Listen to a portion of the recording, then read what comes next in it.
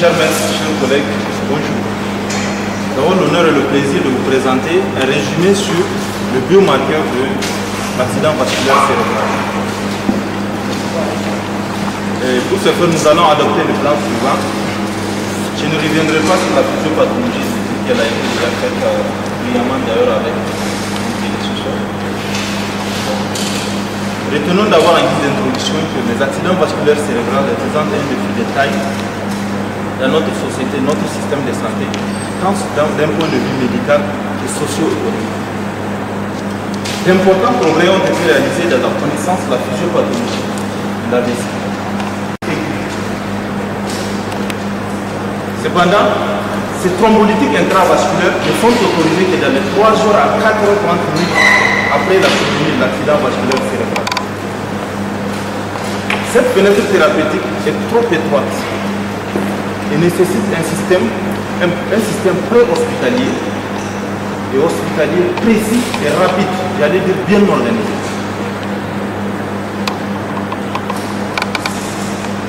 La biologie médicale, longtemps absente de la prise en charge de l'AVC, s'affirme de plus en plus par le développement de nouvelles molécules, biomarqueurs, de potentiels biomarqueurs qui sont en train de révolutionner la prise en charge de l'AVC. Et même révolutionner en termes de... L'objectif étant ici de simplifier, d'accélérer, voire d'améliorer la prise en charge et le processus décisionnel des accidents vasculaires cérébraux. L'idée, c'est un peu arriver à développer un biomarqueur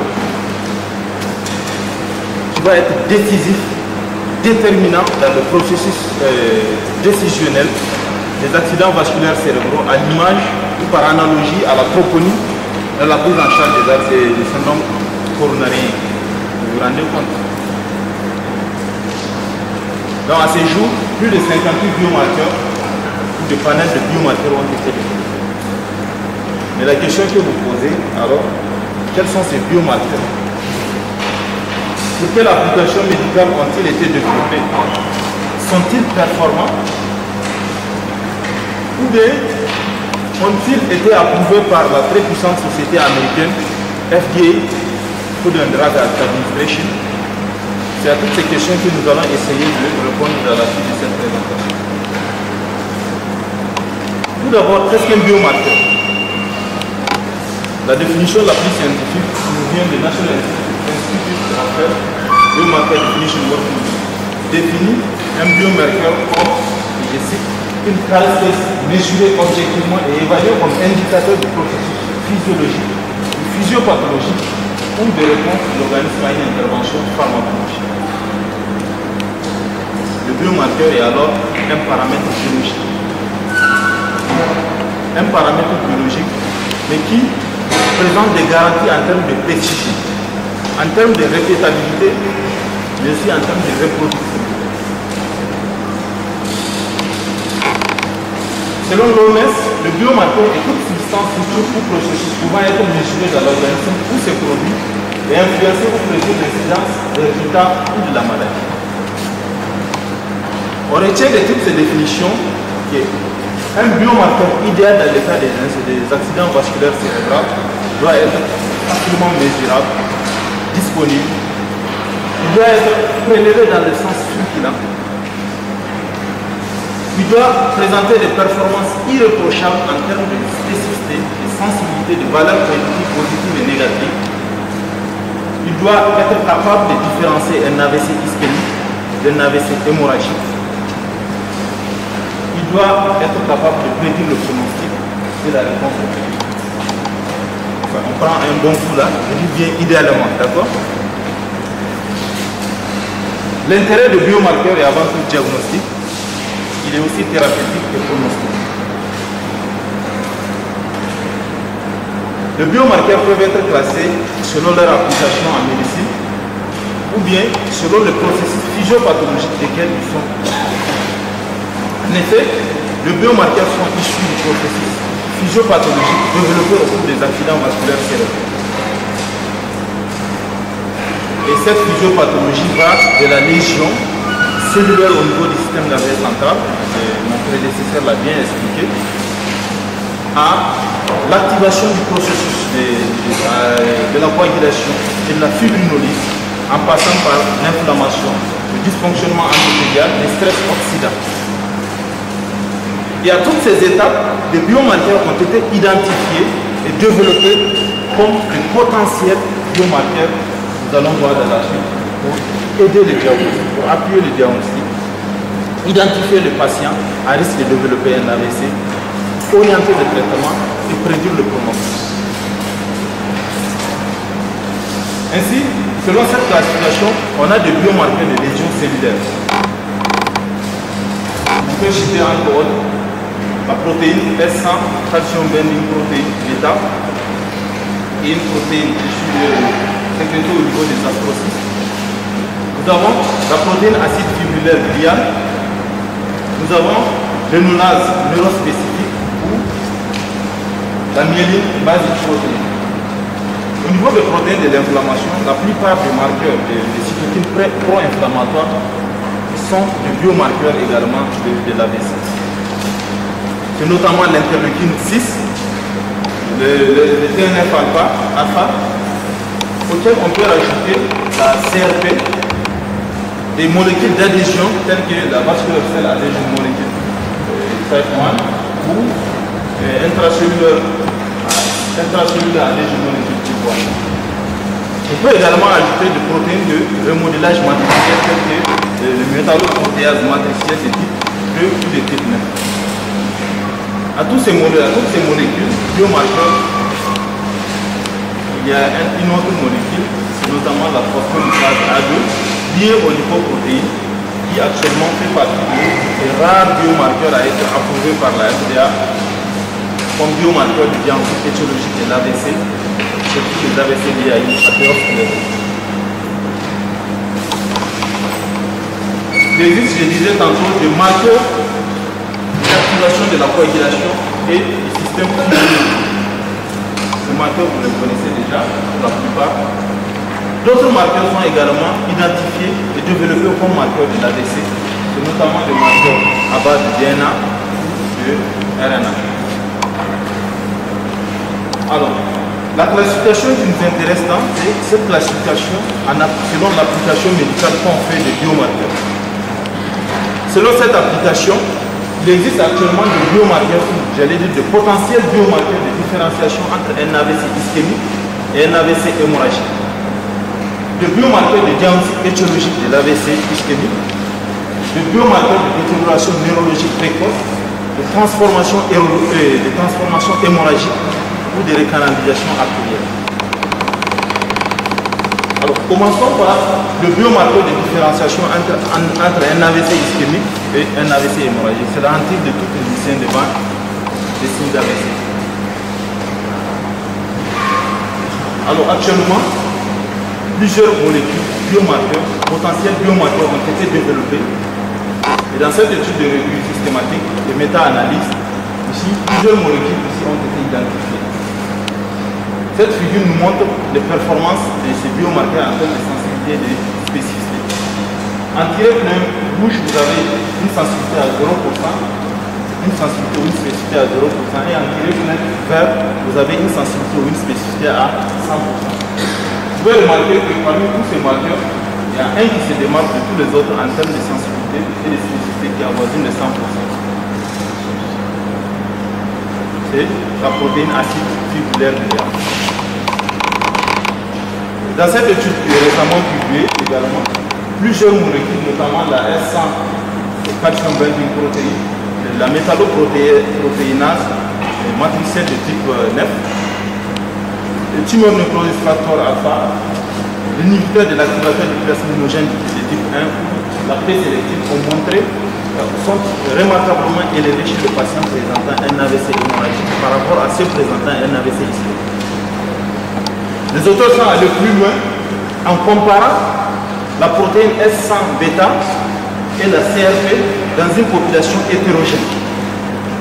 La population hétérogène, c'est quoi? Ils ont pris plusieurs patients. Nous avons des patients présentant un AVC ischémique, des patients présentant un AVC hémorragique, des patients contrôle, des patients en bonne santé et de patients présentant des signes d'immense un AVC, ce qu'on appelle le stroke myelitis.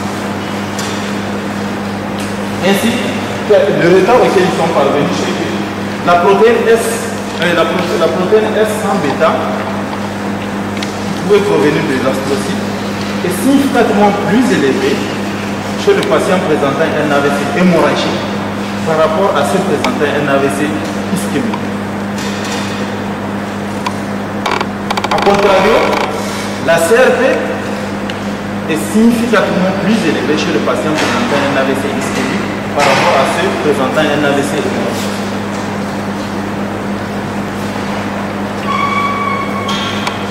Continuons avec cette protéine S100 bêta. Cette protéine a été identifiée et développée également comme potentiel biomarqueur pour prédire la survenue d'un AVC ischémique. Dans cette étude récemment publiée, une population contrôle et des patients qui ont ultérieurement développé un AVC ischémique ont été comparés. Ainsi, les auteurs ont remarqué que la S100 bêta est significativement plus élevée chez les patients qui ont développé ultérieurement un AVC ischémique par rapport au sujet contrôle. Des biomarqueurs ont été identifiés pour prédire la survenue d'une transformation hémorragique après un AVC ischémique. Et ils sont nombreux ces biomarqueurs. Parmi eux, la métalloprotéinase de type matricielle de type 9, n'est-ce pas, ou la fibronectine cellulaire. Ainsi, pour ce qui est de la métalloprotéinase de type 9, une étude a montré qu'un taux supérieur à 140 nanogrammes par millilitre présente une sensibilité à 87% et une spécificité à 90% pour le diagnostic d'une transformation hémorragique après un AVC ischémique. Et pour ce qui est de la fibronectine cellulaire, une autre étude a montré qu'un taux de 3,6 microgrammes par millilitre après une thrombolyse intravasculaire pourrait prédire la survenue d'une transformation hémorragique avec une sensibilité de 100% et une spécificité de 96%.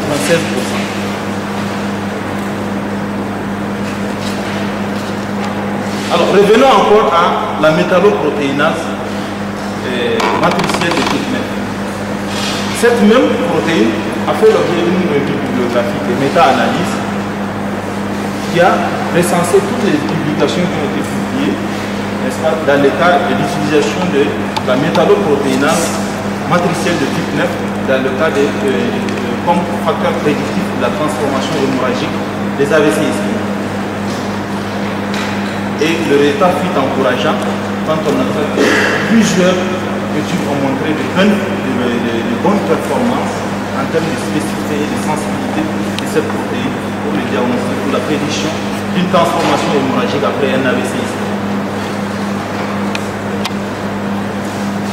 Des biomarqueurs ont été développés pour prédire la survenue d'une détérioration neurologique précoce après la survenue d'un AVC. Ces biomarqueurs sont également nombreux. Mais parmi eux, une autre protéine que vous utilisez en pratique courante, c'est la CRP. Vous pouvez remarquer la pléthore de publications qui ont été faites à ce sujet. Alors, parlons-en alors. Dans cette étude publiée dans le journal of Cerebrovascular Disease, la CRP est significativement plus élevée dans les causes de détérioration neurologique précoce, dans les causes médicales de détérioration neurologique précoce par rapport à toutes les autres causes. Et les autres causes incluent la récidive d'un infarctus, d'un AVC. Les autres causes incluent la transformation hémorragique, l'édème cérébral et les autres qui ne sont pas. Mieux, dans cette autre étude publiée dans BMC Neurologie, la CRP peut également être facteur prédictif de la gravité et de la mortalité à court terme en cas d'AVC ischémique. Et cette courbe de Kaplan-Meier est là pour nous montrer. Ainsi, on peut remarquer que la CRP est inversement proportionnel à la survie chez le patient présentant un AVC ischémique. C'est-à-dire plus la CRP est basse, plus la survie est importante. C'est-à-dire vous avez en bleu. Et plus la CRP est élevée, vous avez une CRP supérieure à 10 mg par minute. En ce moment, la survie, vous voyez, le capillaire meilleur, ça décline. Et les auteurs ont suivi leurs patients pendant 2 ans et demi pour pouvoir arriver à tirer cette conclusion. Mieux, je disais tantôt, la CRP pourrait être prédictive de la gravité. Et pour ce faire, dans la même étude, les chercheurs ont comparé le taux sanguin de la CRP avec le score de gravité de National Institute of Health Stroke Score. Ainsi, on pourrait voir que la CRP est significativement associée à ce score de gravité. Et là, vous devez dire que plus la CRP est augmentée, plus ce score de gravité est également augmenté.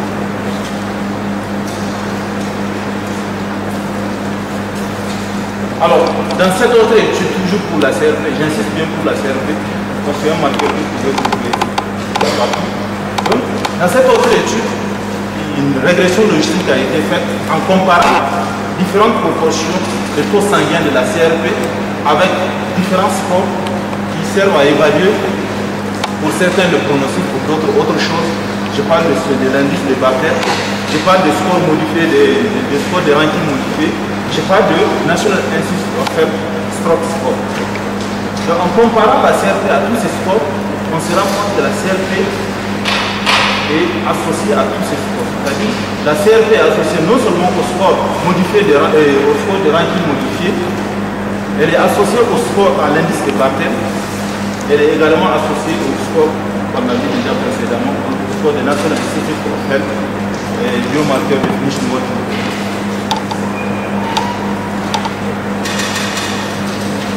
Alors, le biomarqueur, les potentiels biomarqueurs peuvent également être utilisés pour faire une intervention chirurgicale, pas sous le contrôle de notre maître, notamment la craniectomie décompressive.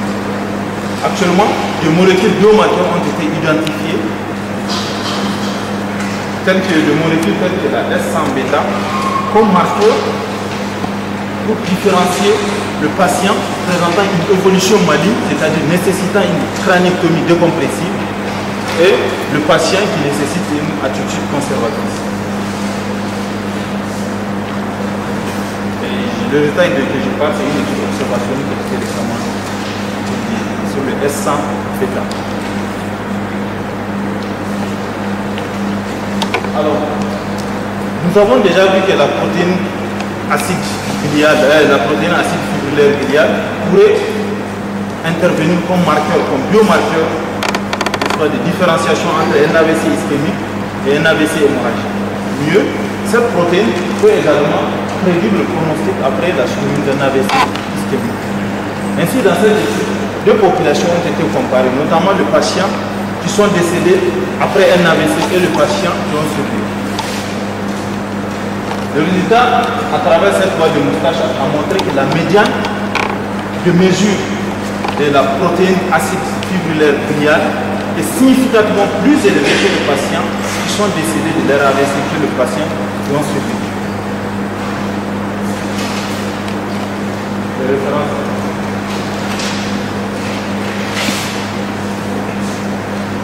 Alors, j'avais déjà dit que il existe actuellement des biomarqueurs également pour le diagnostic étiologique de l'AVC. On sait que Ben nous a rappelé le mécanisme étiologique de l'AVC. On sait la place des cardiopathies emboligènes dans la survenue des AVC. Et actuellement, les marqueurs qui sont utilisés pour ces mêmes cardiopathies, tels que le BNP, N-terminal pro-BNP, pourraient être également utilisés comme biomarqueur étiologique de l'AVC ischémique. Et ils sont nombreux ces biomarqueurs. Vous avez là le mécanisme que ces biomarqueurs définissent. Donc vous avez la BNP ici, qui peut être un marqueur de cardiopathie emboligène, de l'AVC qui a une cardiopathie emboligène. récapitulons un peu parce qu'on a beaucoup parlé. Je disais tantôt, il existe des biomarqueurs du diagnostic de l'AVC, la différenciation d'un AVC ischémique et un AVC hémorragique, les biomarqueurs de transformation hémorragique, du volume de la zone infarctée et du pronostic, de récanalisation artérielle ou des biomarqueurs de détérioration neurologique précoce. Ou de biomarqueurs de mortalité à un endroit. Alors, du fait de l'hétérogénéité de la population cellulaire cérébrale, mais aussi du fait de la complexité de la cascade ischémique développée au cours de l'accident vasculaire cérébral, du fait également de la présence de la barrière hémato-méningique. Cette barrière ne laisse pas passer la plupart des molécules qui ont été identifiées. La preuve, j'avais beaucoup parlé de la S100 bêta. Cette même molécule est 40 fois plus élevée dans le LCR que dans le sang. Et là, tout le marqueur que je vous ai parlé, c'est le marqueur qui se retrouve dans le sang. Qui pourrait être idéal quand même pour la prise en charge de l'AVC. On souhaiterait qu'il soit dosé dans le sang. Et donc, il est difficile d'utiliser un seul biomarqueur, n'est-ce pas, pour tout simplement définir soit une détérioration neurologique précoce, soit définir une transformation hémorragique, faire la différence entre un AVC ischémique ou un AVC hémorragique. C'est un peu comme pour classer une orange parmi les autres fruits, on a besoin de faire intervenir sa couleur, on a besoin de faire intervenir quoi d'autre, sa forme, on a besoin de faire intervenir sa texture de peau. Et ce sont ces éléments combinés qui feront en sorte qu'on peut bien définir une orange par rapport aux autres. Et c'est ce procédé que le biologie peut utiliser en combinant plusieurs biomarqueurs pour pouvoir définir, par exemple, le biomarqueur de détérioration neurologique précoce ou de différenciation entre un AVC ischémique et hémorragique, ainsi de suite. C'est ce qu'on appelle le panel de biomarqueurs. Alors, et le pari est gagné parce que cette combinaison de biomarqueurs ont montré des performances irréprochables en termes de sensibilité et de spécificité. En témoin cette étude publiée en 2008 et une méta-analyse des revues systématiques. On peut voir que la plupart des biomarqueurs ont des sensibilités qui avoisinent des 100%. Je vous ai déjà dit que la ligne est tirée plein vers ces 100% des sensibilités ou des spécificités. On voit bien que tous les points sont très proches de 100%.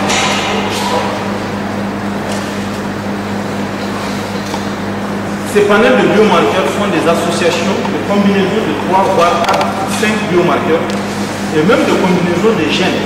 Et ces gènes, on peut trouver jusqu'à 40 gènes qui sont combinés pour en faire un seul biomarqueur. Et les performances sont satisfaisantes. Quelles sont les méthodes de dosage des biomarqueurs? Il existe plusieurs méthodes, en témoin la multitude de ces biomarqueurs. Il existe les méthodes d'immunodosage telles que le Western blot ou le blot, les tests ELISA, les méthodes électrophorétiques telles que l'électrophorèse bidimensionnelle, la spectrométrie de masse de corps standard, et pour ce qui est de biomarqueurs ARN ou ADN, la biologie moléculaire ou les nanotechnologies sont utilisées pour faire les diagnostics.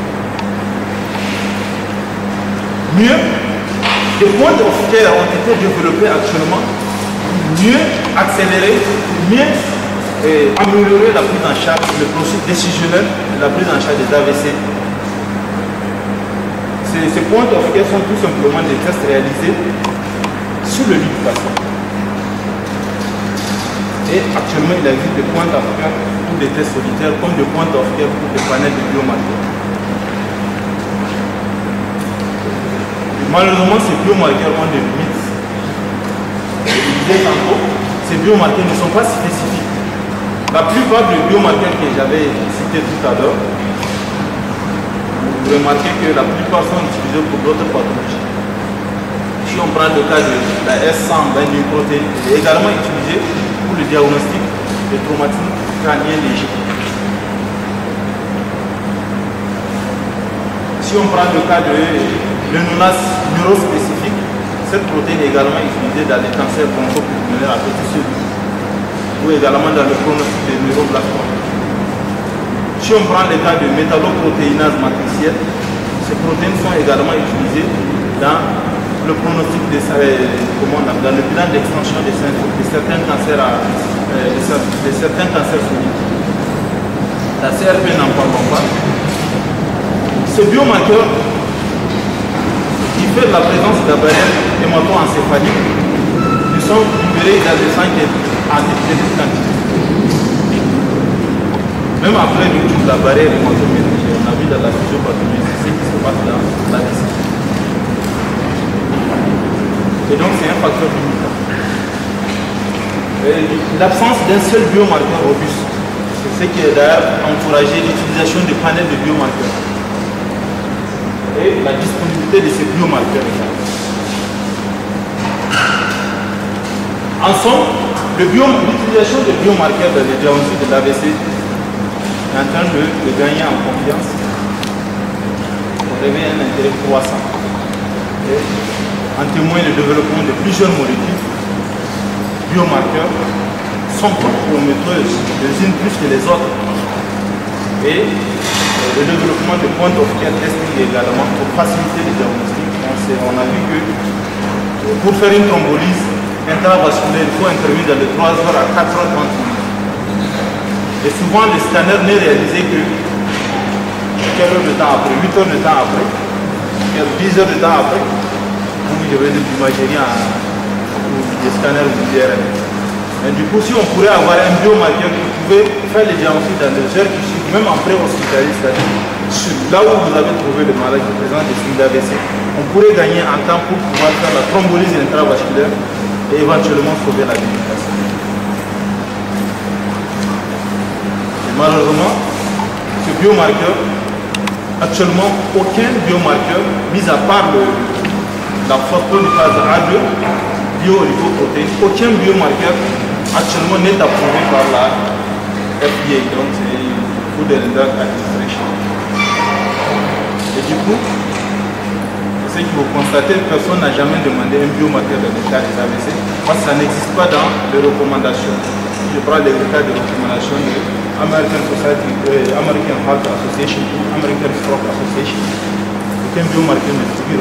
Si on peut mettre l'hyperglycémie comme biomarqueur, la glycémie est présente dans les recommandations. À part cela, aucun biomarqueur, en tout cas aucun de tous ceux que je venais de citer, n'ont été retenus comme biomarqueur qu'il faut doser dans le cas des AVC. Je suis à terme de ma présentation. Je vous laisse avec cette phrase de l'éminent biologiste. Je vous remercie de votre aimable attention.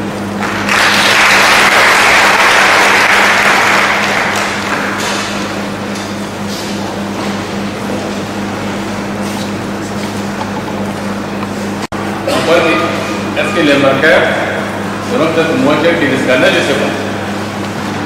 J'ai une question. Tout à fait. J'aimerais savoir si la thèse de biomarqueur de quel type d'AVC.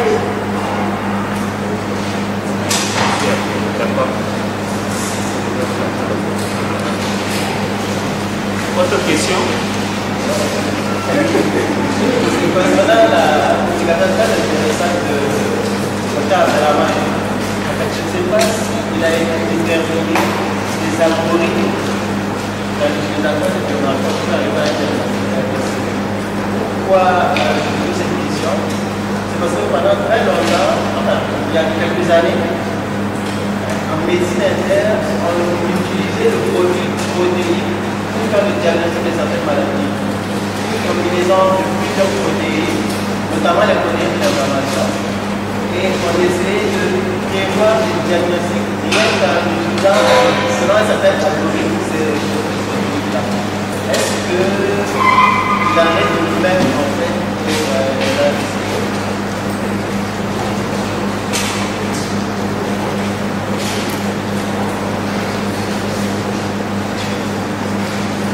Autre question? Voilà. On a besoin d'être similaires.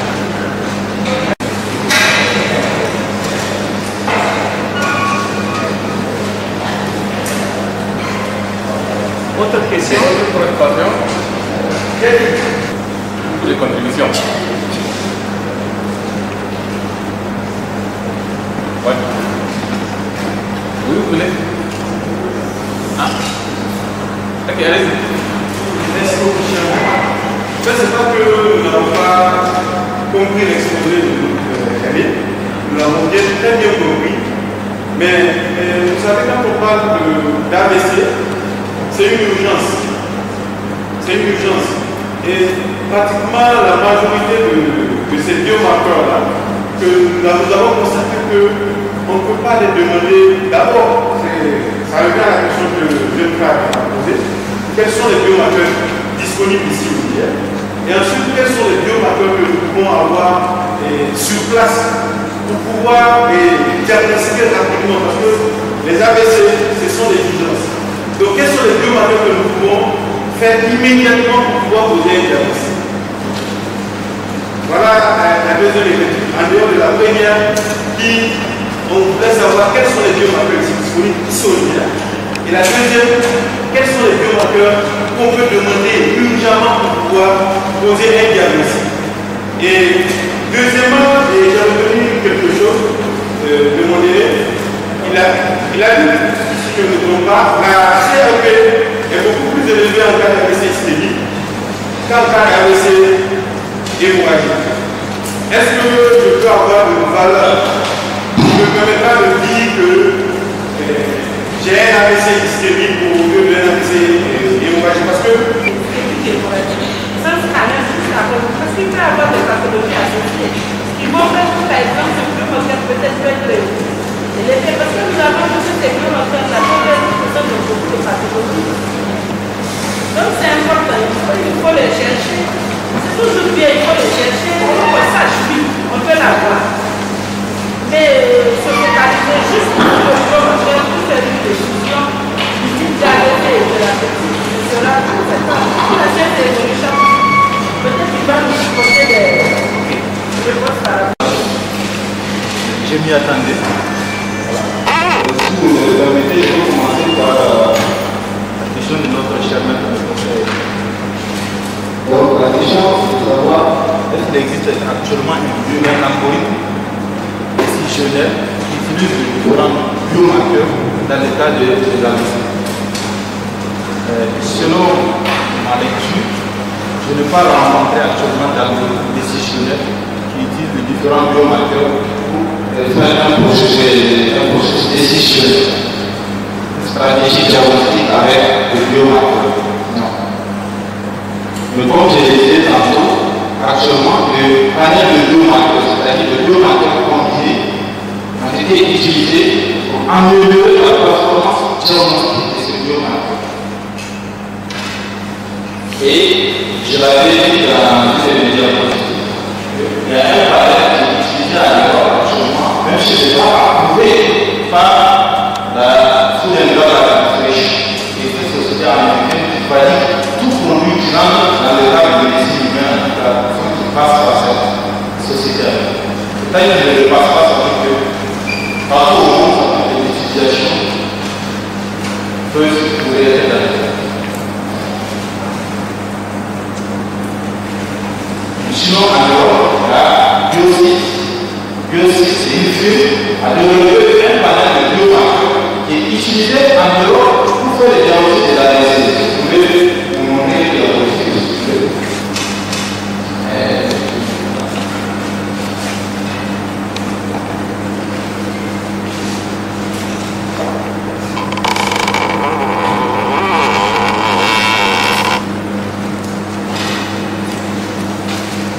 Donc, ce panel de biomarqueurs, aussi 4 biomarqueurs utilisés en Europe, surtout dans les accidents vasculaires cérébraux, les accidents vasculaires cérébraux en phase aiguë, où l'imagerie médicale n'est pas bien d'accord, ne sont pas contributifs.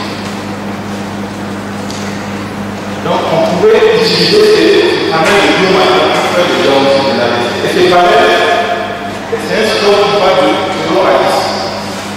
Lorsque le score est inférieur à 1,3, la probabilité d'avoir un AVC est faible. Lorsque le score est supérieur à 1,3, la probabilité d'avoir un AVC est faible.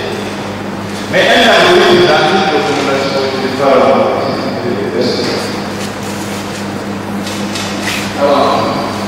mais je reviens aux questions de l'auteur.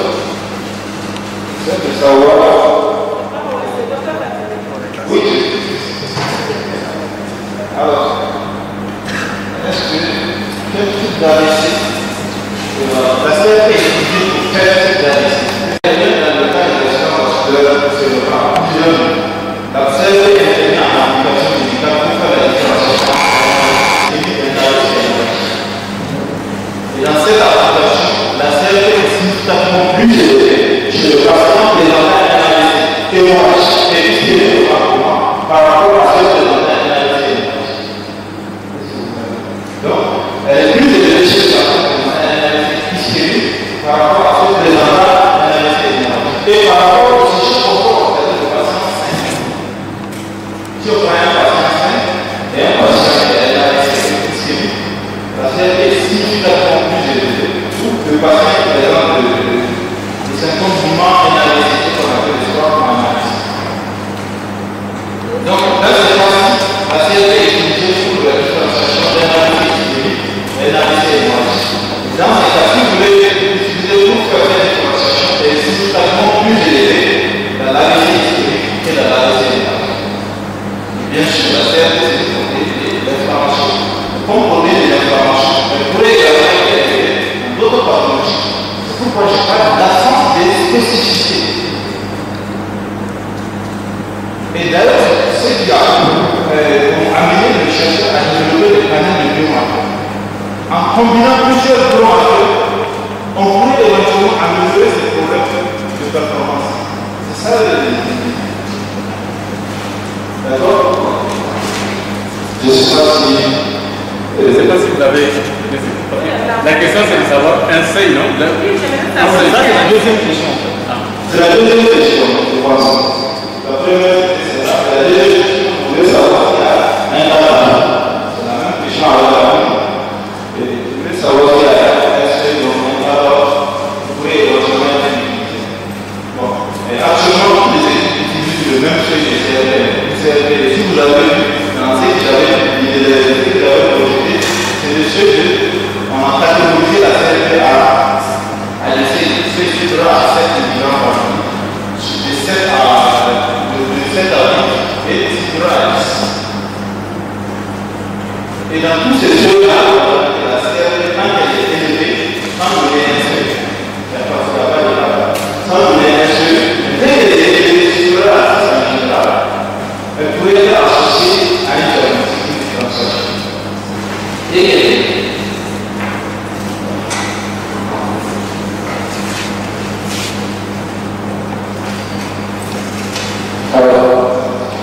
et concernant la question de savoir si actuellement on cherche les biomarqueurs disponibles. Je dirais oui parce que vous savez la CRP, j'ai demandé combien de fois la CRP. Plusieurs fois. Même à domicile, ça demande. Donc, il y a des biomarqueurs qui peuvent être utilisés, la CRP en est la preuve. Mais il existe des biomarqueurs qui sont pourtant utilisés, mais qui ne sont pas disponibles au GRC. C'est pourquoi dans ma présentation, si vous avez vu dans les lignes, je parle de la disponibilité de ces biomarqueurs dans notre contexte. C'est aussi une limite. D'accord? Je ne sais pas si vous êtes face à l'eau, c'est une urgence médicale. C'est dans l'histoire du pas. Et il dit que, vu le contexte d'urgence, est-ce que les biomarqueurs qu'on peut demander dans ce contexte d'urgence?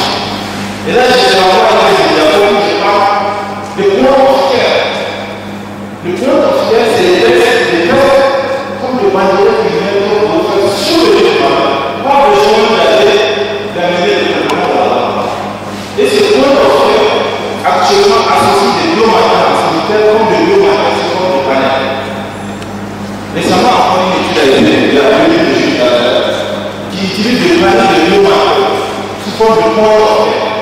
C'est-à-dire facilement, tu peux le faire comme des bandelettes. C'est-à-dire tu peux le faire même après hospitalier. Alors, ce qui définit les gens de l'AVC, c'est avoir un dans le temps pour pouvoir faire la communauté des patients. Et tu remarques que la plupart des patients, tout en recherche, la plupart sont au-delà des suspects. En tout cas, arrivent à l'hôpital au-delà des suspects. Je sais que c'est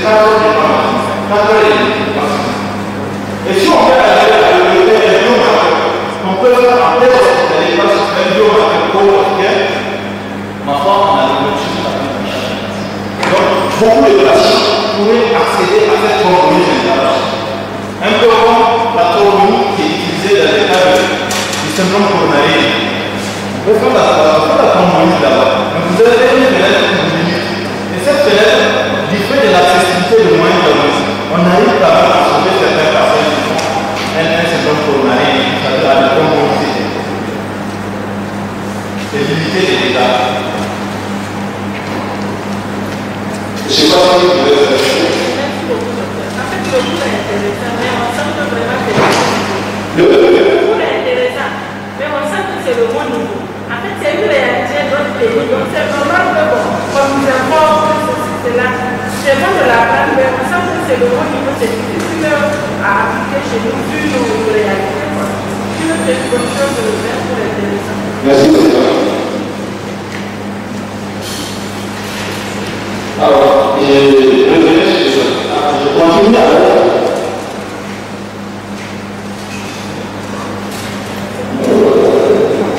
Je pense que vous pouvez faire des questions derrière nous.